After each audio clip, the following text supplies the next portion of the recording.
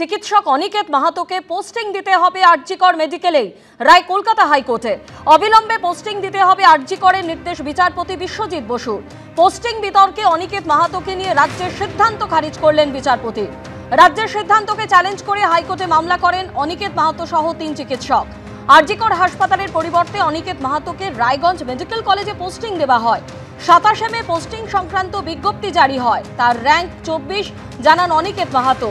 দুটোই শূন্য পদে 26 এবং 34 র্যাঙ্ক করা 2 চিকিৎসককে নিয়োগ করা হয়েছে, অথচ তিনি নিয়োগ পাননি দাবি করেন অনিকেত মাহাতো। অনিকেত মাহাতো সহ 2 চিকিৎসকের ক্ষেত্রে এসওপি মানা হয়নি।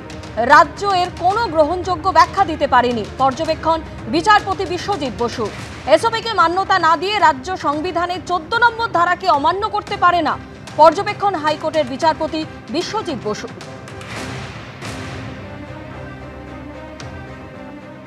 একটা অনিয়ম, অস্বচ্ছতার বাতাবরণ তৈরি করেছিল, যার বিরুদ্ধে আমাদের লড়াই। তাহলে সেই জয় আজ শুধুমাত্র যে আমার একার জয় তা নয়, সিনিয়র রেসিডেন্ট যারা এই ফিল্ডে কাজ করেছেন, এই ফিল্ডের মধ্য দিয়ে আসবেন, তাদের সবার ক্ষেত্রেই এই জাজমেন্ট একটা জায়গায় জুরিসডিকশনের প্রশ্নে বিচারে দীর্ঘসূত্রিতায় ফেলার বারবার চেষ্টা করেছে রাজ্য প্রশাসন। তার জায়গা থেকেও এই জাজমেন্ট তাদেরকেও একটা সুরাহার জায়গা, আশার জায়গা, ভরসার জায়গা দেবে বলে আমি মনে করি। অভয়ার ন্যায় বিচারের আন্দোলনকে যে কোনোভাবে আটকানো যাবে বা কোনোভাবে দীর্ঘসূত্রিতার জালে ফেলে দেওয়া যাবে, ন্যায় বিচারের আন্দোলনকারীদের ভয় দেখিয়ে নানান পুলিশি হ্যারাসমেন্ট এখনও চলছে, সেই জায়গা থেকে যে কোনোভাবে একে আটকানো সম্ভব, এই জায়গা সম্ভব নয়।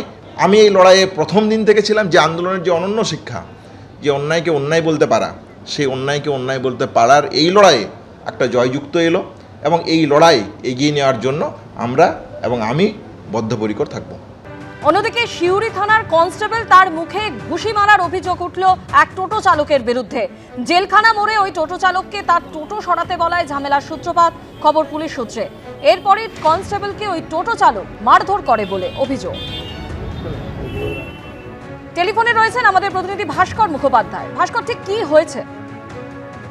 দেখো, যেটা জানা যাচ্ছে, গতকাল একদম সন্ধ্যের দিকে যখন ওই সিউড়ি জেলখানা মোড়ে এই টোটোটি রাস্তার উপরই প্রায় দাঁড়িয়েছিল, সেই সময় ডিউটিতে যাচ্ছিলেন একজন কনস্টেবল, সিউড়ি থানায় পোস্টিং রয়েছে, এবং তিনি ওখানে দাঁড়িয়ে টোটো চালককে বলেন যে তোমার টোটো সরিয়ে নিতে, এবং এই নিয়ে তর্কাতর্কি হয় দুজনে। তারপরেই টোটো চালক কনস্টেবলকে মারধর করে বলে অভিযোগ, এবং মেরে তার মুখ নাক ফাটিয়ে দেওয়া হয় এবং সে রক্তাক্ত অবস্থায় স্থানীয় মানুষজন তাকে উদ্ধার করে। তারপর পুলিশ আসে এবং পুলিশ এসে টোটো চালককে আটক করেছে।